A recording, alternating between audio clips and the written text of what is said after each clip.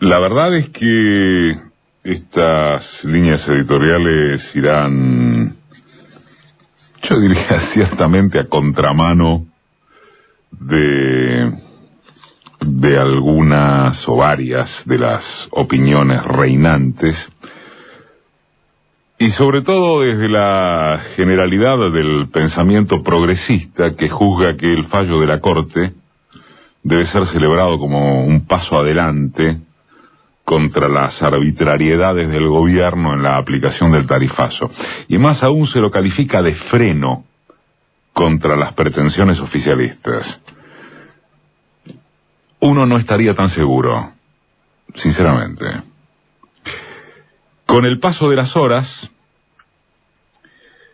sobre todo estas últimas, el dictamen cortesano ya fue examinado desde toda vertiente ideológica y técnica.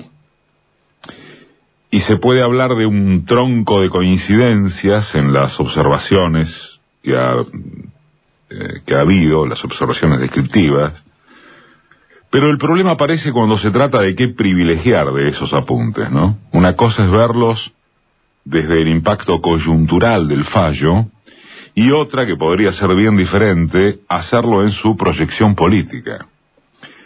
Visto desde el presente estricto, hay una derrota del macrismo, ¿sí? La Corte ordena retroceder las tarifas a marzo de este año y convocar a la audiencia pública que el gobierno ignoró olímpicamente. En esa instancia, que será a mediados del mes que viene, 12 de septiembre, habrán de expresarse todos los sectores que así lo deseen, para que después se llegue a conclusiones que no serán necesariamente vinculantes en el nuevo esquema tarifario a proponer por el gobierno. No están obligados. Pero fuera de eso, resalta que el tarifazo se mantiene en el tramo que representa más de los 2/3 del consumo total. Significa, se ha dicho ya esto, vamos a reiterarlo, para las pymes, la industria, las cooperativas, las universidades, el boliche de la esquina, el club del barrio. En esos sectores, en ese rubro, todo sigue como está, ¿eh?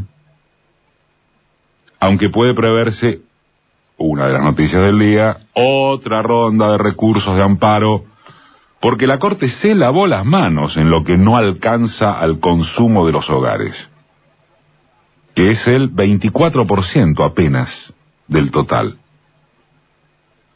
El 76% es lo que está afuera. De hecho, anteayer al mediodía, cuando en la Casa Rosada había una mezcla de nerviosismo y de irritación, de Macri sobre todo, uno de los funcionarios, off the record, claro, resumió esta cuenta, calmó las aguas y dijo: bueno, después de todo ganamos 76-24.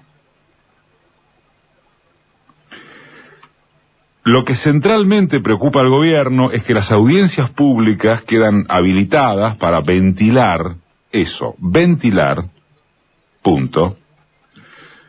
¿Cómo se fija el precio del gas en Boca de Pozo? Que en definitiva es lo que explica el nodo del tarifazo. La energía tiene 3 segmentos: generación, distribución y transporte. ¿Quién saca? ¿Quién vehiculiza? ¿Y quién hace llegar la materia prima a las casas?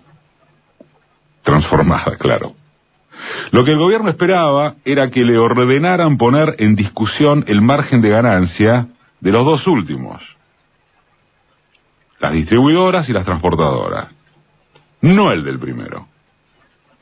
Eso es lo más osado del fallo, si se quiere verlo desde el impacto que tendría en las grandes compañías, por las dudas que, se presume, les despertará a invertir en un país que judicializa sus decisiones tarifarias. Y por eso están hablando de una afectación a las inversiones. ¿Alguien puede creer seriamente que ese perjuicio sería tan grave como para desalentar a la parte del león de este negocio? En todo caso, parece más sensato opinar que la fracasada lluvia de inversiones esperada por el macrismo se explica por una tensión social interna capaz de poner en duda a una derecha que se olvidó de que esto es la Argentina. Un territorio de conflicto permanente, de minorías intensas, mucho más tras la ampliación de derechos producida en el periodo anterior, y no una sociedad mansa que se dejará avasallar así como así. Otro aspecto que despierta preocupación en el gobierno es el rojo fiscal, desde el fallo de la Corte, que se estima en 20.000 millones de pesos al retrotraer el tarifazo, ¿sí? Es una cifra que podría ampliarse si en un futuro la Corte le diera la razón a la industria, al comercio y otros que se ampararán en el Me Too, yo también, como Griesa. Por lo pronto, cabría esperar que estos sectores, los no beneficiados por el fallo, aumenten sus precios para compensarse.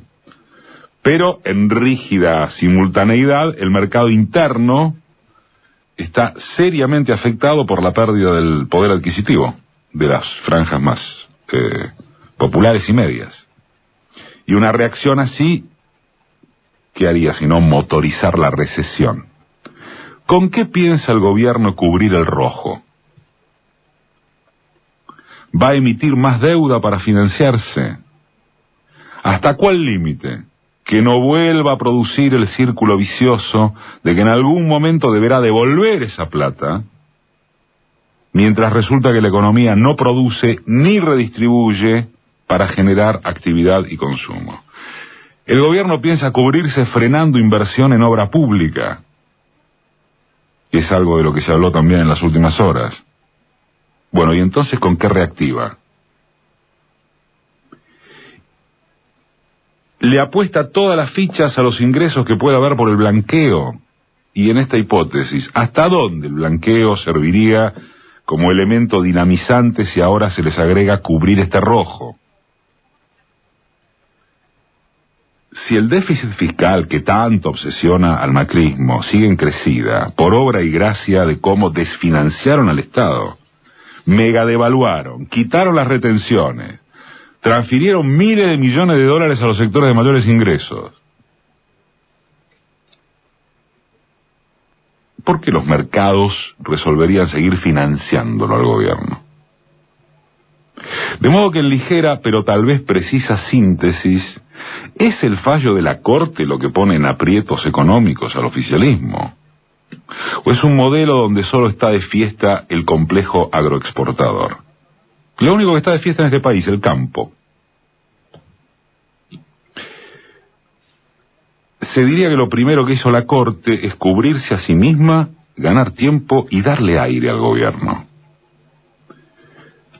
La Corte demostró no querer cargarse el modo, no el fondo, con que la tropa macrista lleva adelante sus intereses. Ese modo no se constituye de errores, sino de mediciones de repercusión social, para reiterar, lo que pasa, pasa, y lo que no, se verá como sigue, pero en tanto reculada táctica, nunca estratégica. No fueron errores ni los despidos a mansalva del Estado, en el Estado, ni pretender colar por la ventana a 2 jueces de la propia Corte, ni pedirles disculpas a los españoles por haberles sacado YPF, ni decir que estaban locos quienes creyeron que cambiar el celular, el auto, la moto, viajar al exterior, formaba parte de un ascenso consumista al que tuvieran derecho. Y no son errores haber producido los tarifazos sin llamar a audiencia pública, ni afirmar que el Estado no puede meterse si el libre mercado decide fabricar queso en vez de manteca, ni sostener que un acuerdo con Mercado Libre es avanzar hacia la pobreza cero. Eso dijo Macri esta semana. Todo integra una concepción política, económica, donde las necesidades populares nunca deben estar delante del cierre de los números. Juan José Aranguren, el presidente de Shell, puesto de ministro de Energía, respondió: hay una planilla Excel que debo cumplir. Hay una planilla Excel que debo cumplir, dijo cuando el intendente Gabriel Catopodis, de la localidad bonaerense de San Martín, reclamó por la situación crítica de los clubes y las entidades sociales tras el tarifazo eléctrico. Cualquier engendro imaginable hubiera contado hasta 100 antes de declarar semejante animalada. Eso es cierto, pero frente a una gafe de ese tipo se debe decidir con cuál vara se la mide. Si como una brutalidad comunicacional o como la expresión auténtica de lo que piensan y ejecutan. Bajo el primer criterio es un error. Si se usa el segundo, no hay yerro alguno, sino la demostración de que calculan impacto y consecuencias. Dicho de otra manera, solo como ejemplo, no se designa a un tipo como Aranguren para que guarde formas elegantes, sino para que muestre lo que es. De hecho, ni lo previnieron ni lo prepararon para enfrentar a las comisiones parlamentarias el martes pasado. Esto viene a cuento de que frente al fallo de la Corte se acumulan reproches de los socios periodísticos gubernamentales, todos arguyendo que no se habría arribado a un dictamen contrario si el gobierno hubiera sido más prolijo en sus procedimientos. A ver, ¿cómo sería esa prolijidad si hay de por medio un ajuste como este? Que precisamente era lo que requerían ellos, esos tanques mediáticos. Entonces lo que pasó, nos parece, fue la reacción social, no los errores de comunicación, ni las formas de actuar. Esa es la tortuga que se les escapó, no la inconstitucionalidad de ignorar audiencias públicas. Y es frente a esa reacción que la Corte no dice esto no, dice así no, que es distinto. Así no, porque yo, Corte, no voy a inmolarme en un baño de impopularidad. Y más todavía, hablaré de que las tarifas deben ser razonables y de que los aumentos no pueden ser confiscatorios, lo cual se presta a lucubraciones subjetivas que llegado el momento habrá de verse cómo se saldan según el clima económico y social que rija y que el gobierno aspira a seguir controlando a rasgos gruesos con la cantinela de la corrupción kirchnerista y la herencia recibida. Ahora bien, ¿qué otra cosa podía esperarse de la Corte? Seamos francos, de pretender mucho más estaría ante la creencia de que es un tribunal revolucionario, por favor. Sí tomaron nota, con instinto de preservación corporativo al fin y al cabo, de que el horno no está para bollos, pero dejaron intacto el tarifazo en los 2/3 del consumo total. Y ya que estamos, es relativo que el fallo sea considerable como una derrota política del gobierno. La impresión inicial es esa, está claro. Sin embargo, ¿hasta qué punto no deja libre el camino para interpretar que se muestra el respeto por la separación de poderes y la independencia de la justicia? En otras palabras, cuidado, al menos eso, nada más, cuidado con ignorar que el fallo finalmente pueda ser altamente funcional a los intereses del gobierno. La buena noticia es que la presión social obligó a que la Corte no pudiera desentenderse de modo abierto en una de las cuestiones más irritantes del rumbo macrista. Hay mucha distancia entre eso y creer que serían los tribunales donde se va a detener la ferocidad de este gobierno.